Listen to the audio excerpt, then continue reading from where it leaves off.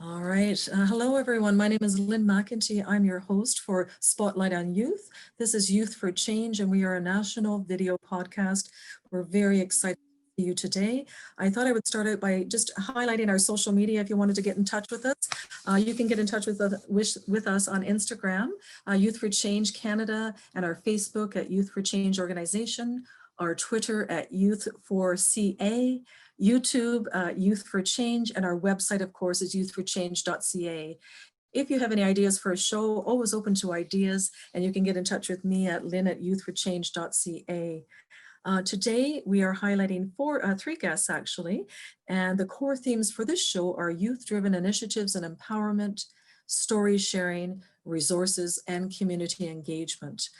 Youth for Change is about stepping outside the box and shining light on our youth of today and tomorrow, and all about mentorship. So we're very excited to host today. We have Lisa Browning. I'm going to read Lisa's bio to start. Lisa founded 1000 Trees in 2010 with the publication of the first issue of a monthly online magazine of the same name. Since then, she has moved on to some other things, other initiatives called Roots and Wings. Roots and Wings is mental health awareness and empowerment through creativity. No matter what she does, Lisa is inspired to make a difference in this world, to empower others, to help them realize their passion through telling their stories, speaking their truth. And she was honored to be the Guelph YWCA's Women of Distinction in 2018. So it's a pleasure to have Lisa Browning here today. I'm going to jump over to our second guest as well, and her name is Olivia Rodokia, and she is working for the IMC Center for Psychological Assessment, Treatment, and Education. She's also the author of Hugo and Sad, published by Roots and Wings, and that's her connection to Lisa for sure. And she also runs a Serenita Wellness Retreat. Olivia Rodokia lives in Toronto, Canada, works in the field of psychology and assessment and counseling. In her free time, she runs an Italian coffee truck, hosts wellness retreats in Italy, loves to dance, play piano, read books, and spend plenty of time in nature. Most of all, she loves spending time with her family and friends.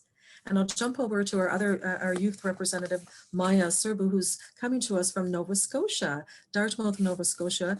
And Maya Cerbu is the author of Tears of Rosewater, beautiful title, and she was born glowing, another beautiful title. She's the author of those books that are connected through Roots and Wings and her connection to Lisa Browning today. A little bit about Maya's bio before we move on. Maya is a 12th grade student from Dartmouth, Nova Scotia. She loves reading and writing, and she has been doing musical theater from the age of 7. When she's not on stage or writing, she loves to be with her friends and family. And Maya believes in the importance of being passionate, as well as spreading awareness about the topics that she believes in, such as mental health. Maya had a message that she wanted people to hear, and she wrote Life, Another Love Letter, and addressed it to the world. It's a pleasure to host our guests today. Hello, Lisa, Olivia, and Maya. Welcome to Spotlight on Youth. All right. So Lisa, I wanted to start out with you all, and we'll just get it going and talking about a little bit about 1000 Trees. If you could tell us a little bit about the inception of that. I know you have moved on to other initiatives, but your passion at the beginning of starting 1000 Trees and how that came to be.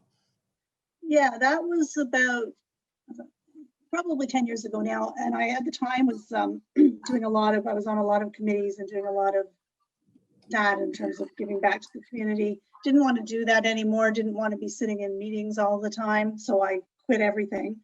But I'm a strong believer in wanting to give back. So I thought, well, what am I going to do to replace all of that? My background is publishing.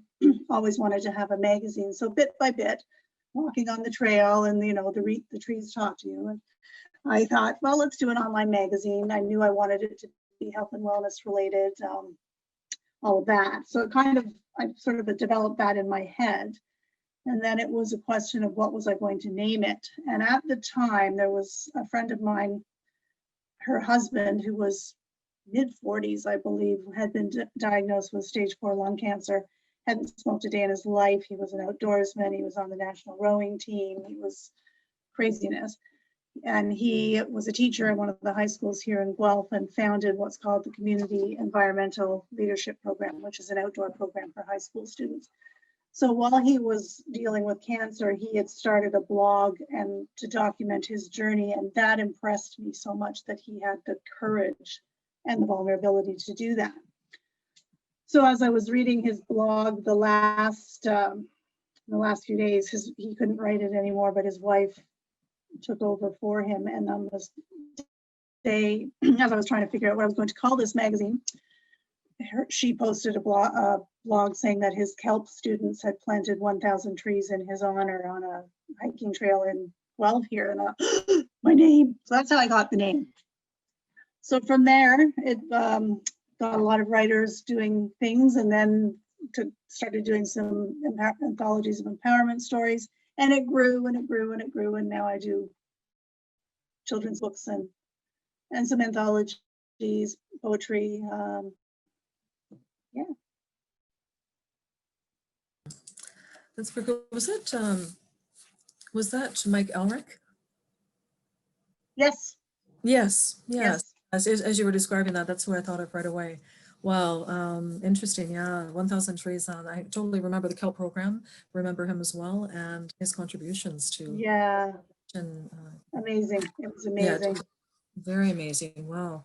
Thank you, Lisa, for getting us started, just talking a little bit about 1,000 trees. And I'd love to jump in on your connection with Olivia to yourself and the Roots and Wings program. And maybe we can jump around to Maya after that, please. And thank you. So I'm just going to jump over to you right now, Olivia. If you could just tell me what your links are to Lisa in this case. So I met Lisa through a friend of my father's, actually, a random connection, and it just worked out really well. And she was so kind enough to take interest in my work and to help me get this children's book published. And it's, it's something I've sat on for years. I completed it 5 years ago through my master's program. I did my master's in clinical and counseling psychology at Adler Graduate Professional School in Toronto. And I'm a much more practical, hands-on person. So for my thesis, I figured, you know what, I want to do something that can be used, that I could use, that others could use, rather than just writing a paper. And I've always loved literature. I've always loved reading, writing. I always wanted to write a book. So I thought, why not write a children's book and have it be used? So that's what I did. And the life kind of got in the way, and I never actually got around to doing anything with it or publishing it.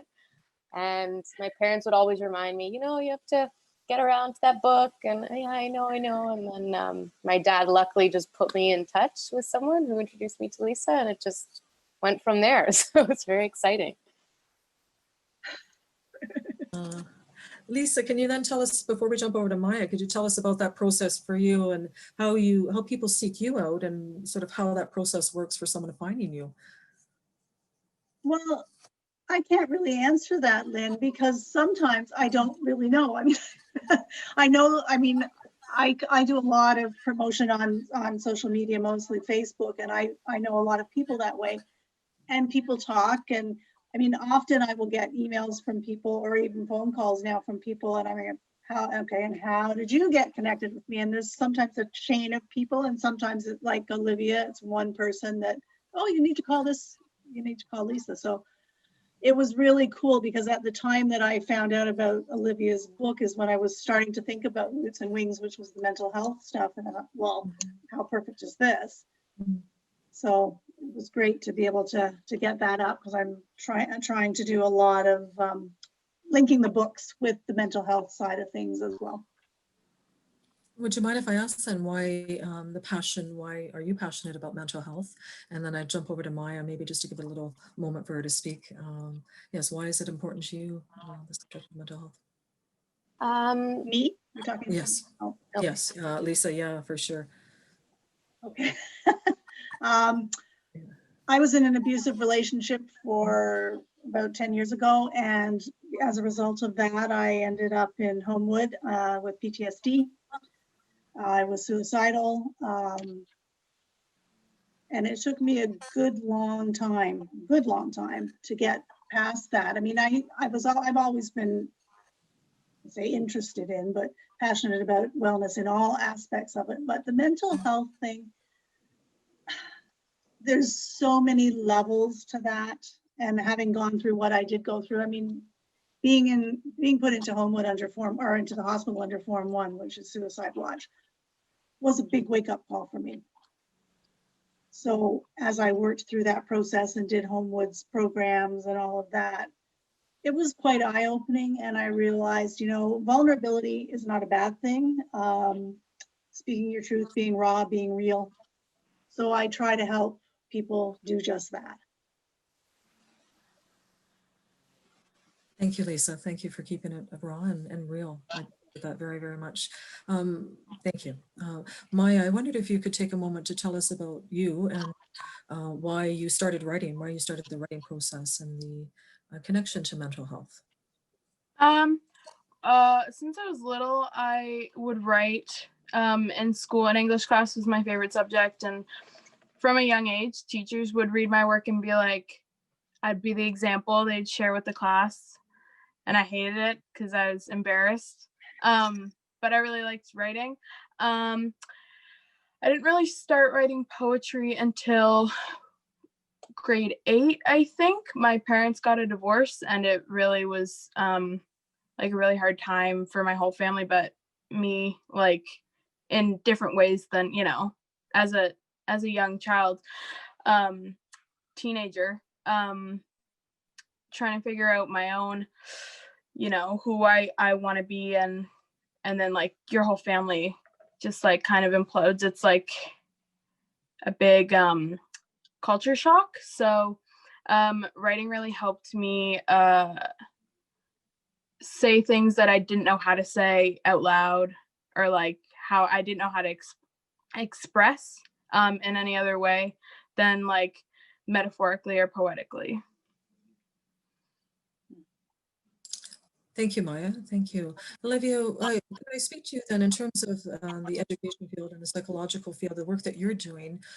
How important is it for our youth? How important is it for all of us actually to find our voice in this process as we're working through various challenges through our lives, perhaps even penning it? Yeah, absolutely. It's, you know, I think kids and teenagers especially have such unique challenges as they go through school. You know, it feels like yesterday I was in elementary and high school, and, you know, seeing friends around me um, struggle with a lot of these issues and not really knowing where to turn besides possibly a close friend. You know, a lot of kids I knew growing up didn't feel they could speak to their parents, didn't feel they could turn to teachers, didn't feel like they had the proper close connections with friends even. So they were lucky if they had one friend they could really feel comfortable sharing with. So I think it's really about, especially in education in schools now, especially given the climate of what's happening, is just to really normalize these feelings and mental health issues in general, anxiety, depression, stress, that's so prevalent these days, especially because of social media. I think it's a lot more, that's happening a lot more now than it was even when I was in school. But just, you know, giving kids the resources to, and even adults, the education around fostering those relationships between kids and parents, or kids and teachers, and really just making it normal, making it part of the discussion from a very early age, which I still think it's not really, it could use some work. So, you know, getting it into the classrooms from when the kids are little, and that was kind of a goal with my book as well, was, you know, kindergarten, grade 1, talk about it, make it part of the conversation, make it easy for a kid to tell a teacher, oh, you know, like, that's my face today, and, you know, it's a sad face. Why are you sad? And you know, make it easy for kids, because it can be tough. And then that way they have the resilience, they have those tools. So as they get older, it just becomes easier and easier, and they don't have to feel like they can't turn to anyone, or they can't speak up. Maya, in one of the writings, you had mentioned one of your teachers discovered you, and just what grade was that in? Was that grade 8? Was that and just really it was in awe of you and your writing as you were feeling comfortable to express yourself on paper. All right, yeah. Yeah, that was grade 9. Grade 9. My grade 9 English teacher. It was, I think, the first writing assignment we did that year, and after we had like handed them in, he like came up to me and was like, "This is really good," and I was like, "Okay." I Yeah. didn't know what to do. And that's Mhm. when I'd already been writing poetry at that point. So I brought him some things that I had written just to show him. And he was telling me, like, you have to do something with these. You have to, and I was like, that had not even crossed my mind. So I was like, what do you mean? What am I supposed to do? Like, I didn't know how to start or what my end goal was. I didn't know if I wanted to do like a mental health blog myself or if I wanted to make it into a book. I didn't know what I wanted to do, but after I spoke to him, I just knew. I was like, okay, I want to do it. Mhm, mhm. That's huge, amazing. And coming from the teaching field myself and teaching English actually as well as a background, and amazing that you left yourself raw and vulnerable to be able to express yourself to the unknown, really, and to have that evolve from there, from one of your teachers just saying, oh my goodness, there's something going on here and other people need to see this, right? So that's really super cool. I wanted to then maybe, so did that start with you in primary school as well? Did you have those resources available to you, or did you not really feel that those kind of resources weren't really available? Because I find in the education field, it changes sort of every 5 years, right? So other things become available to you. Was mental health talked about at an early age, or not till you got older? I was diagnosed with ADHD, I want to say sometime in elementary school, not super young, maybe fourth grade-ish area. So that was the only time I think really that was my first realization of mental health, I guess. Kind of in a way. Doing theater really helped me since I've been doing it since I was little. That's what I did when I was upset. I could sing, or I could, I had an escape, and I didn't realize that that's what it was at the time. I just thought, oh, I'll just go do something I like because I don't feel happy right now. Mm-hmm. Thank you very much. Olivia, I'll just jump over to you for a moment, and if you could walk us through your book and your message in your book, please and thank you. And I'll double back to Lisa and then Maya after that. So, Olivia, what is your? Okay, well, it's called Hugo and the Sad. So it's about Hugo the hedgehog. And I guess I decided to go for animal characters just because some of my favorite books growing up had animal characters in them. And I find they're very easily relatable and super cute. So Hugo for me was the way to go. And it's about this little guy who, generally a really happy hedgehog. And then one day he just starts to feel down and he's not quite sure why. So he can't put his finger on it, but he's not feeling the same. He doesn't, find joy in the same things that he used to. And his sad kind of shows up as this shadow figure who's following him around, and it's getting bigger and bigger, and he doesn't know how to let that go and doesn't know what to do with it. And then one day he comes across Sammy the snail, who's an artistic snail, and they have a chat, and Sammy kind of encourages him to draw and to create some art around this feeling of sadness. And what does that sad look like to you, and just get it down on paper and get it out. And so he does, and he draws it and colors it, and it helps him. But then his question is, okay, well, now what?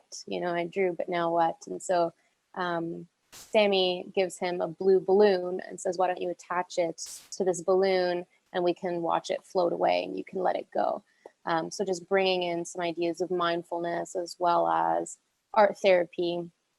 And then giving kids the tool set to even use visualization in that sense, right? So, they don't have a balloon, but, you can draw it out and then you can imagine putting it on this balloon and just letting it float away. And then afterwards, you see, his old personality coming back, and he's enjoying playing and doing all the things that he used to. So one part of the book is there's the story part, and then I leave a few pages as well that are actually coloring pages for kids. So the book generally, I would say, from ages 4 to 8, so it's for younger children. And so it gives them the opportunity to draw out their sad. So when they are feeling down, they can be creative and they can draw it out in the book itself.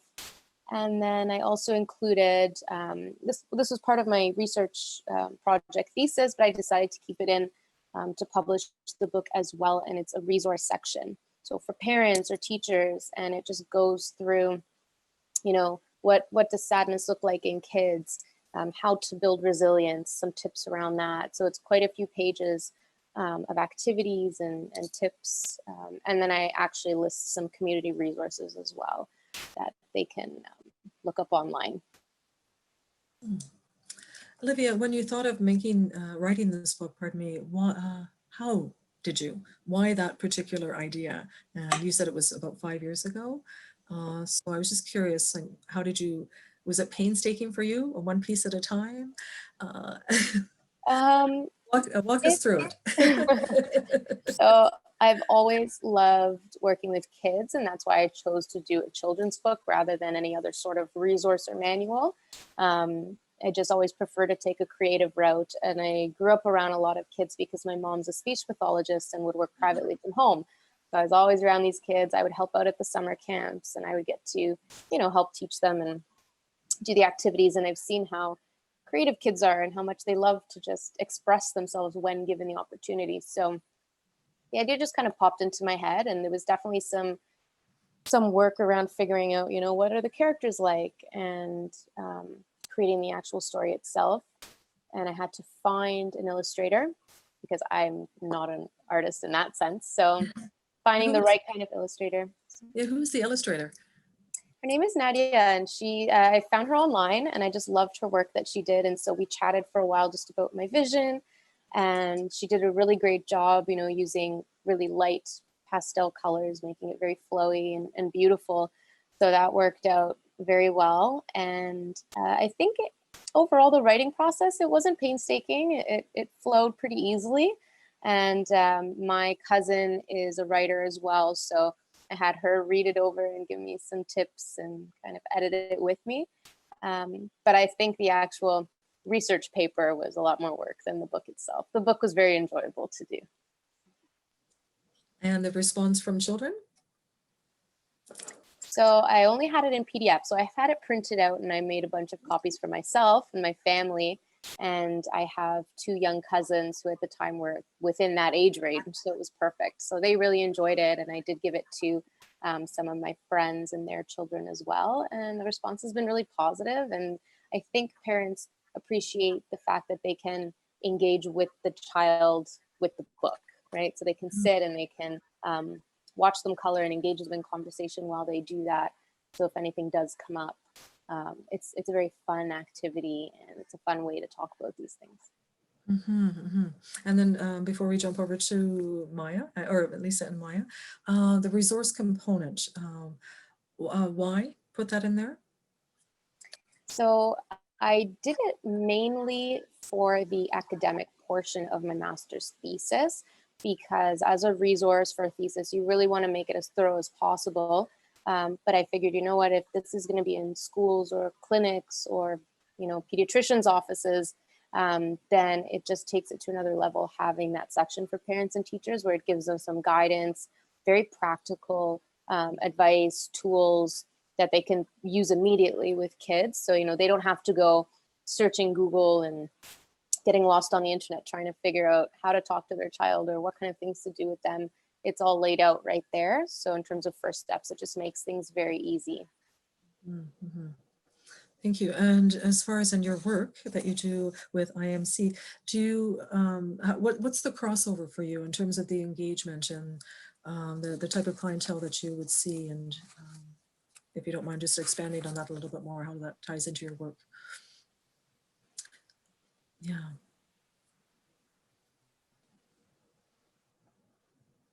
Oh, I think we might have frozen out there. Oh, Oh, are we okay? yeah, no, it's okay. I had a little freeze up. Oh, did you? I think I heard you ask what's the crossover between my work at Yeah. IMC. Yes, please. Yeah, thank you. If you don't mind, and the clientele that you may see and the work that you do. Yeah, so right now I've been working there since my master's program, and I basically do psychological assessments. So insurance assessments with adults, teenagers, and I have done psychoeducational as well with children from that office. as well as counseling. But I also did work for 2 years in the school board doing the psychoeducational assessments. So getting to work one-on-one with the kids, and then again, communicating with parents, teachers. So that was a really enjoyable experience. I really liked that as well. Mhm. Then Lisa, if I could talk to you a little bit about when you developed your relationship, your partnership with Olivia, and what does that look like to somebody who's never done that before? How do you start that process if someone is interested? We just really, I mean, when I got the email from Olivia and she mentioned the book, and I thought, well, this is a perfect fit. And then we had a phone conversation, and I basically offered to do the publishing of the book at no cost. Oh, wow. Okay. And Yeah, really? so that so Olivia's written for me. So my Roots and Wings website now, I did the 1000 Trees magazine for 10 years and stopped that just this Yes. past September, and have done sort of a magazine component on my Roots and Wings site, but I have people writing monthly. Actually, both Maya and Olivia have written. So it's sort of just an understanding that let's help each other out here. We've got the same passion. Let's try to spread the word as much as we can. So yeah, it's been a work in progress. As I say, it's kind of like, well, what's going to happen today? And I'm getting some interesting people contact me. I mean, it's similar to you, Lynn, when you saw something on Facebook and then you contacted me about this. It's like, well, there you go, right? All these synchronicities. Absolutely. No, very cool. I didn't know that you wrote for the monthly as well, Olivia and Maya. That's very cool. Mhm. Super awesome. Would you be able to speak to me about your take on Maya's book, please and thank you, before I jump over to speaking to Maya about her book? Lisa, if you could just tell me a little bit about Maya's book. So Maya is another situation where she got connected to me through actually one of my other writers, one of the writers that was in one of my anthologies, and Maya contacted me and mentioned that she had this book of poetry that she wanted to get published. That's another one that I did with for no charge. Wow, that's amazing. That's huge. Yeah. Yeah, and again, it was because poetry is an interesting thing to me. Either poetry will resonate with you or it doesn't. I've had people before ask me to edit their poetry, and you can't edit poetry other than for spelling, grammar, that kind of thing. But to say, well, let's change this word or let's move this around, you can't do that. It's far too personal. Maya's poetry struck me as so powerful. I mean, I read every one of them. I was like, oh my God, brilliant, brilliant, especially for as young an age as she is. I cried through most of it, which is a good thing. But yeah, it was incredible. And then when she just approached me just earlier this year, I think, and said she had a second book to do. So we've done that one now too. And it's a very special gift to be able to write that kind of poetry, I find. So, and just the whole, again, the empowerment piece of it, the mental health piece of it, it's all in there, and I think it's brilliant. Maya, could you tell us on a little bit about your books? First, the first one and second one. Let's go for it, and then we'll just launch from there. Tears of Rosewater is the first book that I published, and I think that was in January of this year. Mhm. And that one is basically a collection of, there's not really a flow. It doesn't go, it's not like a storyline kind of base. My second one is more so that style, but this one is just kind of, there's little stories, like made up stories that have hidden like metaphors in them, and there's little peeks into like the dark parts of your mind and the good parts. And the last chapter is basically just dedicated to my friends. The chapters are organized by the first one is Storm Clouds, which is the sadder, harder things that we have to deal with. why am I forgetting my own book? Well, that's- Um, and then we have the sunlight is the second chapter, and that's more of the happy moments that you take a minute to just savor. It's about savoring all the moments, good and bad. And the final chapter is the seeds that you plant and they grow. And those are my friends for me. So there's a lot of poems in the last chapter that are dedicated to people, to family members and friends and stuff. And it's just a kind of it is a love letter to to everything that goes on, good and bad, because it all teaches you something in the end, even if it is hard in the moment. You're like, oh, why do I have to deal with this right now? But afterwards you realize that that everything was worth it. And that is basically that book. My second book, She Was Born Glowing, is more of a journey. It's taking you on, because we all have like a glow,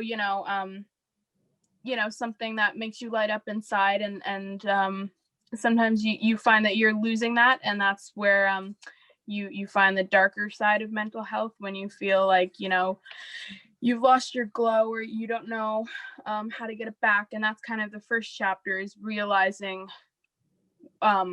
what maybe made it go away, like people in your life that maybe aren't good for you, and just difficult moments. And the second chapter is focusing on just you, taking your time, going out, like going in private and doing it. And because I feel in our, like, especially my age people, being alone is seen as like a bad thing, and when really independence is something that's really important, especially as a teenager that's about to graduate and go on to do other things, and probably be by myself for most of that. And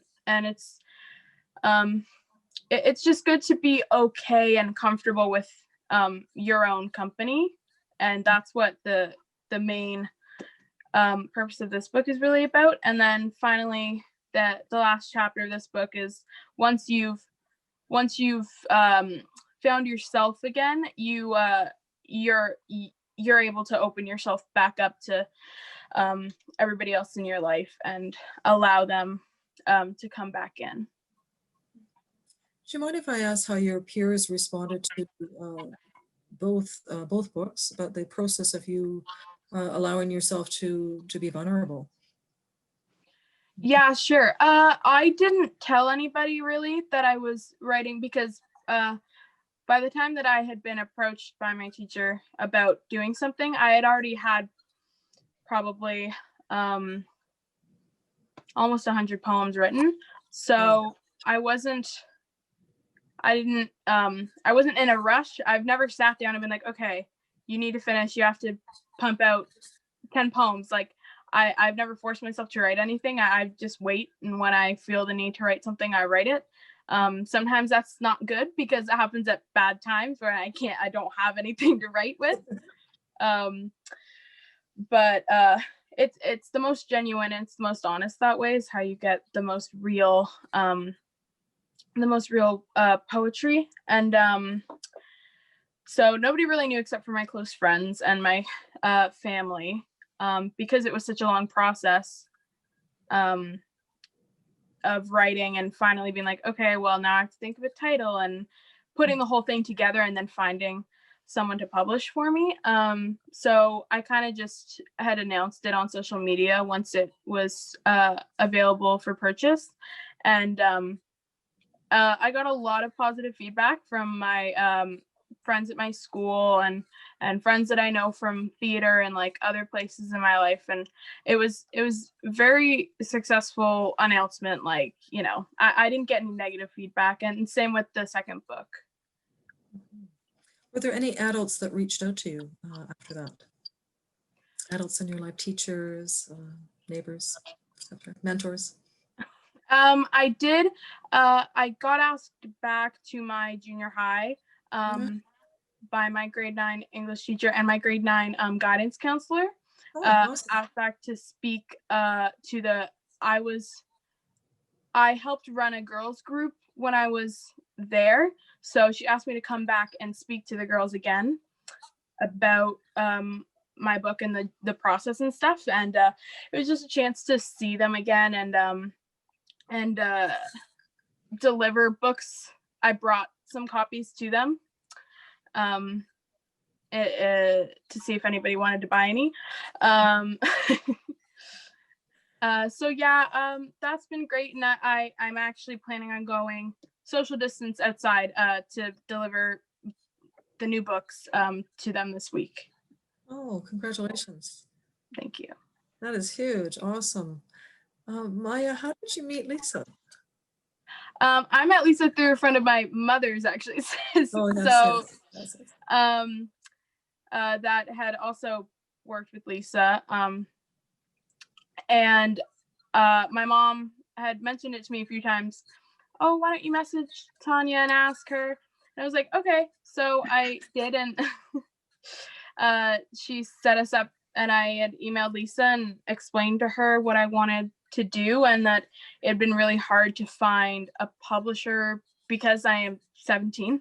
I was 16 at the time. Not a lot of people are interested in a kid just email, you're not taken seriously. I wish we could change that. We are making change for sure. Absolutely here today. So you're being taken seriously all the way. That's amazing. What a platform for you to open up. That's super, super awesome. I'm very excited for you and what's in store for you in the ahead. I just wanted to kind of just jump around a little bit more, sort of, lax conversation. But Lisa, if you could speak to the poetry end of things, we've got Maya, we've got Olivia in terms of their contributions tonight and moving forward with other things. But the poetry on Splinters and Fragments, that was. Yes. Yes, please and thank you. So Splinters and Fragments. So if you are in Guelph, you would know of, most people would know of Edward Pickersgill, who is a older gentleman who has for, oh my goodness, decades now dealt with the homeless and marginalized and addicted population in Guelph. So he was, when I first met him probably a decade ago, he was working out of a building in downtown Guelph. Through a series of events, lost that, and he's lost the lease, and now he's running what is called The Bench. And literally, this is a park bench, or a park bench, sort of by a bus stop in downtown Guelph. And he comes every day and brings food and clothes and whatever else, and for the marginalized population of Guelph, and gives that away. He has, bus tickets, you name it, he has it. And he's been doing this, that's his passion. He also daily writes a poem and posts it on social media. And I had started to read some of these poems, and I said, Ed, you've got to get these published. He's very humble. He doesn't like to be in the spotlight. So I kept at him, and there was one poem that he had written that just struck me. And I thought, okay, let's try this one more time. Ed, you really need to publish these books or these poems. And this time, I guess he had many people that had said the same thing to him. So he says, okay, if you want to do it, go ahead. Okay, so that's what we did. Again, I do charge some people, by the way, but he's another one that I did not. I donated my time to get the book ready for publishing. I did a GoFundMe account to raise funds to cover the printing costs.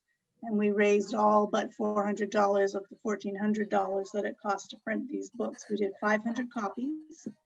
And so now that the 400 has been covered, 100% of proceeds from the sales of those books go directly back to support Ed's efforts to buy the food and the clothes and whatever else he needs to support that population.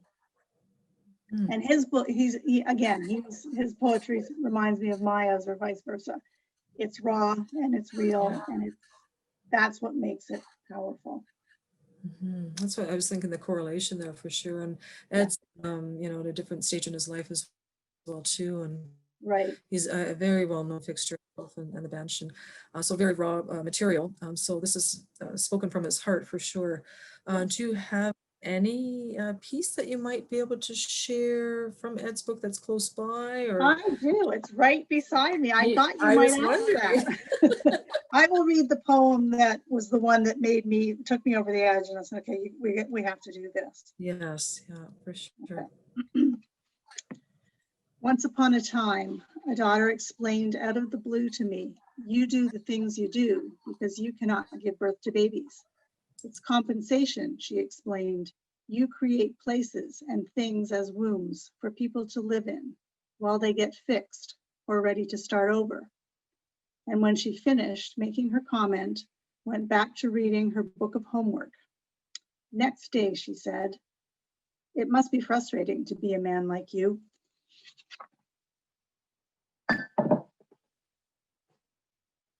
Yeah, for sure. Oh my goodness. Absolutely. No, I've heard he's a very just an incredible writer. And Yes, I'm just thrilled that I'd like to get a hold of a copy of that for sure. And I've heard it's pretty powerful. The it piece. is very powerful. Yeah.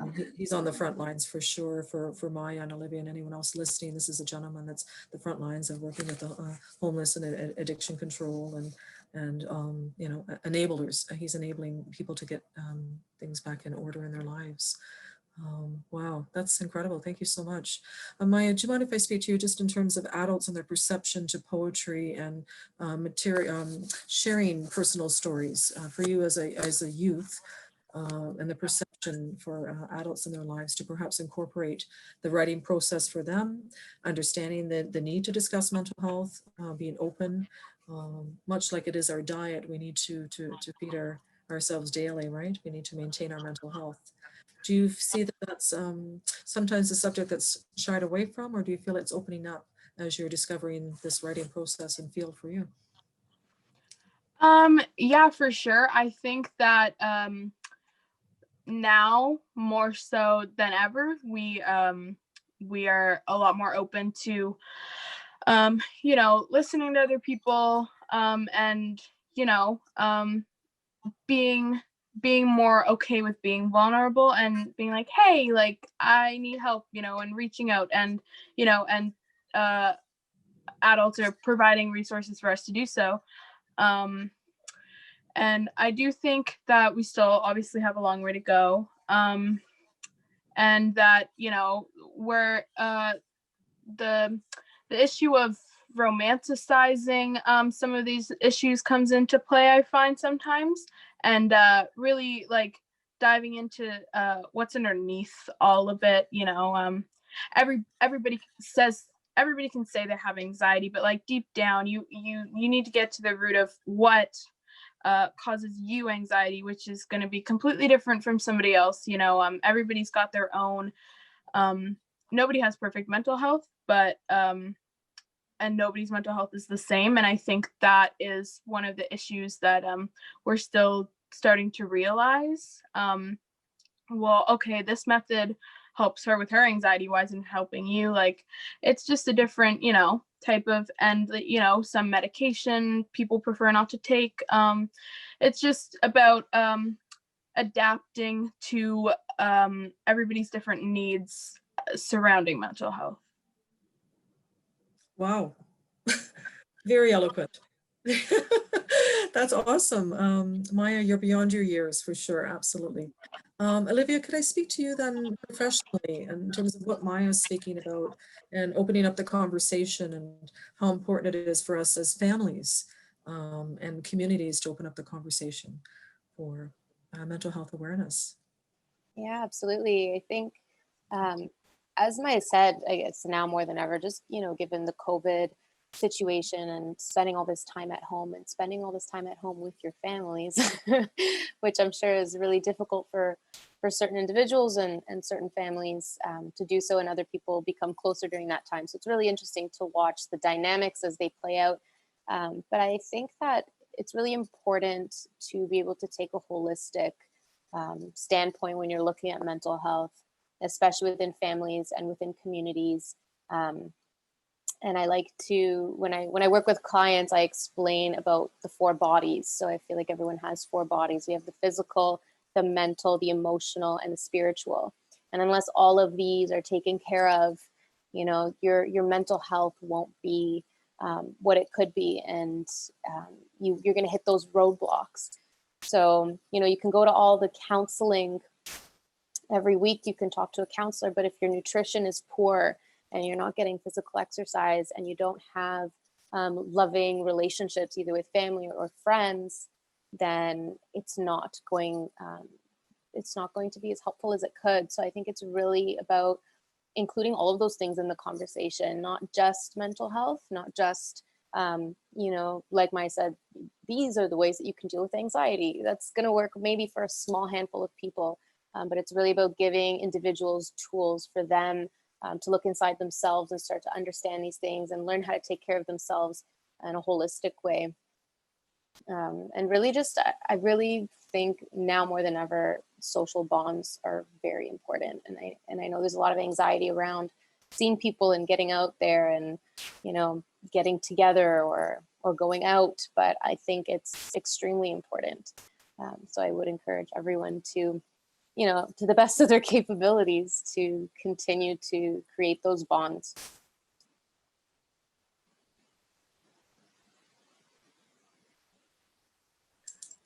Hi there, Olivia. Do you mind if I ask you cross-culturally in terms of the message and getting the message out that it needs to be spoken of in terms of mental health, but not just mental health, and how important that is to share that cross-culturally with each other? Very well, and we're in Canada, right? So we're in such a multicultural place, and it's really important, I think, you know, especially as practitioners or at the level of policymaking or government, just to understand that every culture has such a different way of seeing mental health and wellness in general. You know, some cultures may not like to address it at all. And, you know, they feel like it's a sign of weakness, whereas other cultures are much more liberal and open in talking about it. So, and, you know, the same goes for nutrition or physical activity or social relationships. It's so different that I think it has to really come from, you know, who's modeling and whether it's policy or government, but being able to create this this idea of a cross-cultural idea of wellness, where that can be adapted to whichever culture it is, but making it normal, making it acceptable, and showing and teaching in a very simple way, so it can reach absolutely everyone, but just really educating on the importance of all of those things. And I think, again, it has to come as well from schools, right? Because we have so many different school systems and in different areas and different neighborhoods. But in order to get to all of those different cultures, it really has to be in something like the educational system, I think, from when they're young. Thank you. Lisa, could you speak to us about Saplings a little bit, please and thank you? What is Saplings? Yeah, thank you. Saplings is my children's book division. So because I had the 1,000 Trees was the name of the magazine, but also that was the name of my company, because originally all I was going to do was the magazine. So I just was sitting there one day thinking, okay, we needed just another branch, which is just children's books. And that's why sapling, a little sapling as opposed to a big tree. So that's where the name came from on that. So yeah, it's a different process, of course, for the children's books. I use a different printer for that. And yeah, so just to segregate those from the other books that I do through 1,000 Trees, but it's, I mean, it's all the same company, but yeah, Saplings is just basically the picture books for children. Yeah. And they're such fun to do. They are, they're so much fun. Yeah. Who are writing those books then for Saplings? Who are some of them? My goodness, I should have counted how many I had. I was actually updating my Sapling site last night because I hadn't put the last few books on there. So I probably have close to 30 authors that have done books over the years for that now. And they're children or? No, they're adults, but the books are for children. Although it's interesting because another person that's sort of collaborating with me on Roots and Wings is an educator and a writer. And she did a series of books called The Emotional Animal Alphabet. So she did 26 books on emotions like kindness kangaroo, I can't think of them all, jealous jaguar. So what she did, it was brilliant, I thought. She went into the public schools, got the kids in a class to help her come up with a story. They just chatted for the first session. She went home and wrote the story, came back and the children illustrated it. So they were so excited. I mean, it's not professional at all, but it's like the power that these kids, because we did publish them. She had physical copies. Everybody got one. Just a way for them, just to empower them that, you know what, you can do this. And they were really lovely. And she loves Halloween as her favorite time of year because she always wants to dress up. So she dressed up as every animal as she'd go. If it was kindness kangaroo, she was dressed in a kangaroo costume in that classroom. It was great. Maya, could I speak to you just about the age group of your poems? We're speaking about a variety of ages here. There seems to be ages 4 to 8 for Olivia, and Saplings is a variety of ages there through the education field. But what about yourself? Do you think that speaks to teenagers, adults? For me, I would say that both of these books would start at like a junior high, middle school level age, and then really it doesn't stop because we don't stop growing and evolving and discovering things about ourselves. So honestly, I don't want to put an age on it. I love it. That is awesome. Look, what an answer. That's awesome. Totally cool. It leaves yourself totally open. Do you see yourself doing any other writing upcoming in terms of books? Perhaps mentoring other people who may want to write. I actually have had somebody reach out to me recently, just asking me about my experience doing the publishing process. I don't know her, but she's through a friend, and she said that she likes to write, and that and I was explaining to her the process, and that it took me a long time, just simply because I that's not what I set out to do in the first place. It kind of came later, and then I was like, oh right, I guess I should make this into a book and like organize it, make it look pretty. So I don't think I'll ever stop writing, whether that be books or plays in the future, or helping other younger kids write and find their voice and figure out, because for me, I knew I liked to write, but I was writing words, but I didn't know in what way to funnel them through poetry. I didn't, when you're a kid, poetry in elementary school is you make a little story that rhymes, like and there's such a deeper and like connected emotional meaning behind poetry, and once I discovered that, it really became an outlet. That's amazing. Do you see yourself doing talks at all? If a Rotarian group was going to invite you, would you feel comfortable to do something like that and go in and share your growth, but your knowledge as well? I would love to reach as many people as possible. So I'm very thankful that you asked me to come on here today. Any chance for me to, go past my peers and my own like social media, because to a limit, that's friends and friends of friends, reaching strangers and like people that wouldn't know you otherwise is kind of the goal, because then they'll tell their friends and it's more, and it grows outside of your inner circle. No, for sure. They tell two friends and they tell two friends. Domino effect for sure. Thank you. We'll probably wrap up with a comment in about 5 minutes here, but I wondered if Olivia, do you see yourself doing another writing like this at all? Yeah, I would love to. I think the reason I chose animals as well is so that it would be easy to do that in the future, and pick another one of his friends, one of Hugo's friends, or another animal from the woods, and Oh, kind of go through other mental health issues, whether it's stress or anxiety and things like that. So I left it open in that sense. So I would definitely like to get back to that. I have to finish up some exams first, but once things calm down, I would definitely love to continue writing. awesome. That's so great. And Lisa, what is the future projects that you have going? You have Sharon Anthology Volume 7, Metamorphosis, and you plan to publish? Yeah. Yeah. So, yes, my sharing anthologies are the empowerment stories. And yes, when I did that, the first one I did was in 2013. It was women's stories. I hadn't planned to do any other. It was just going to be one book. My story was in there, as was a mutual friend of someone else. So this male friend that I had read both of our stories, and he was the one that said to me, "Hey, you should really do a men's book." And I hadn't thought about doing that, but yeah. Said, if you'll write for me, I'll do it. So he did.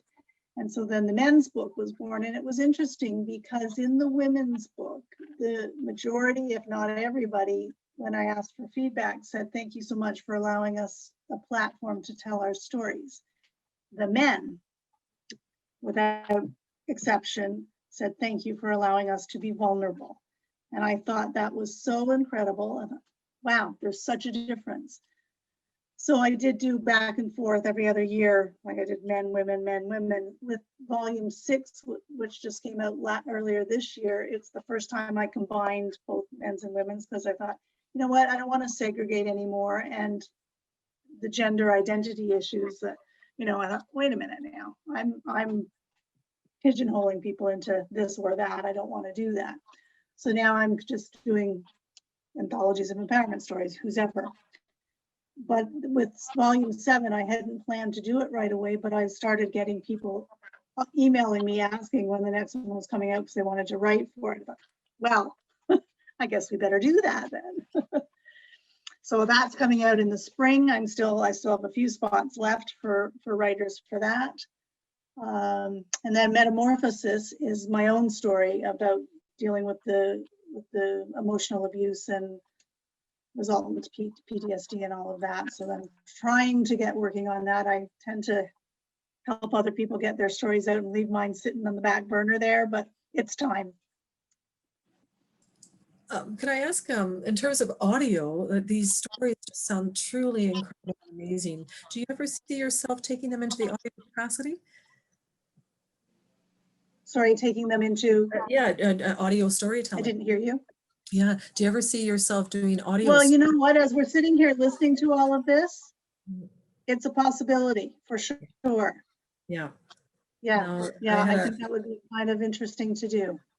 absolutely, for sure. Mhm. And then even just thinking of Maya there, I truly feel there's stories to tell on stage. I could just see lots of things taking off for you in terms of your mind and all different opportunities. For example, get something going out there in Dartmouth, be the voice in Dartmouth, and carry that on. You've got so much to say, and it's really been a pleasure. I feel like we're run out of time here today, and I kind of wanted to just wrap up within the next few minutes, but I wondered if Maya, actually I'll go to Olivia, then Lisa, and then Maya, please and thank you.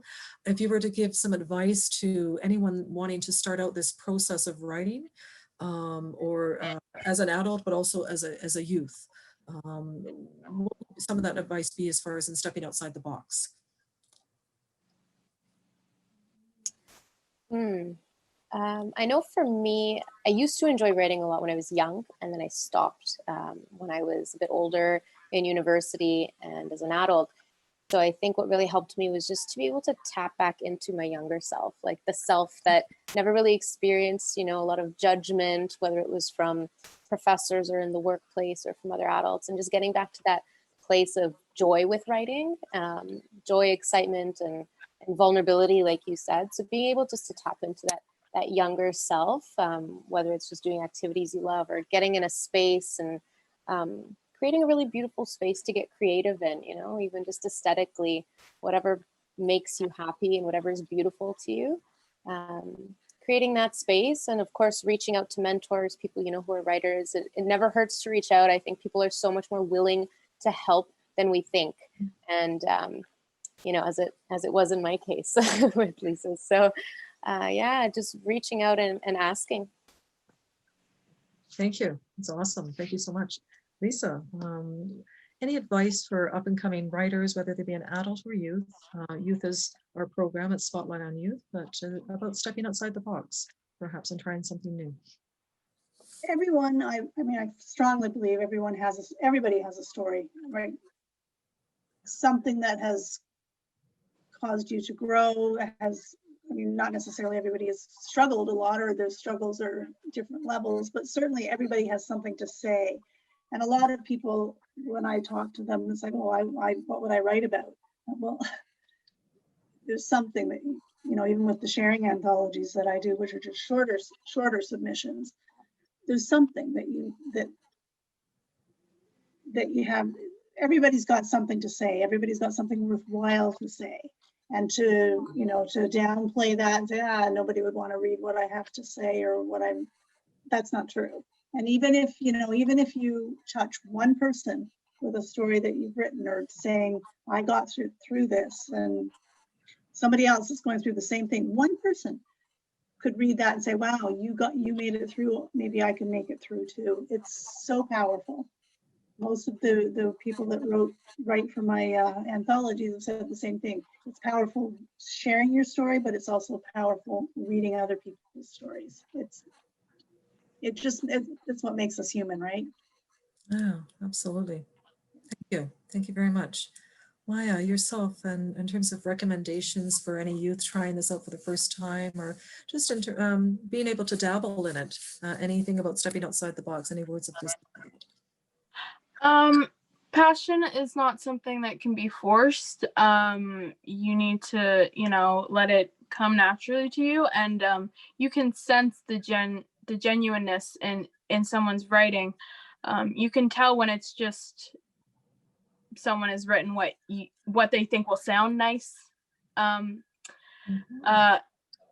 versus someone writing what they actually are feeling. And even though you're reading it on paper and you're not hearing someone say it, there's still, like, I find there's still a way to sense if what they're saying is genuine, and that's why I never I never forced myself to write anything. I wait. I don't think there's a rush, but start now. That doesn't necessarily mean you're going to finish now, but starting is all that you need to do. You don't need to worry about your end result. You just need to worry about what you're doing, and that you're doing it for you. And later on is when it comes that you're doing it for other people to see, and, you know, everything that follows after that. But if writing is what you're passionate about, then it's really just for you. Wow. And Maya, if someone wanted to get a hold of your books, how would they do that? Both are available on Amazon, and that's the only place that you can get them. Thank you. And Olivia, if someone wanted to get a hold of your books? On Amazon as well. Yeah. Right. And Lisa, if someone wanted to get a hold of a variety of books? Easiest way is to go to my main website, which is 1000trees.com, which is all words. From there are links. I've got a bookstore website that lists all one. I've got the Saplings site, which has some information there, and it will also indicate whether books are available through my bookstore or on Amazon. Well, I want to thank our guests today. I wanted to thank Olivia and Maya and Lisa for spending time with us on Spotlight on Youth and shining light on the youth of today p.m. tomorrow. We're all about stepping outside the box and changing youth one live at a time. And I wanted to remind everyone about our Inclusive Youth Festival coming up. That is at the end of November, November 28th, 29th. And if you wanted to sign up and participate, you're welcome to be a musician, a storyteller, a poet, do a poetry slam, whatever it is. Check us out online through Youth for Change or Spotlight on Youth, and that festival would be listed as well. It has been my pleasure as Lynn McEntee, your host, hosting you today, and I look forward to meeting you guys again and reading your books and spending time with you again in the future, perhaps in another audio capacity. Thank you so much. I look forward to connecting with you next time on Spotlight on Youth. Thank you so much. Thank you. Thank you. Thank you, Maya. Thank you, Olivia, and thank you, Lisa. You.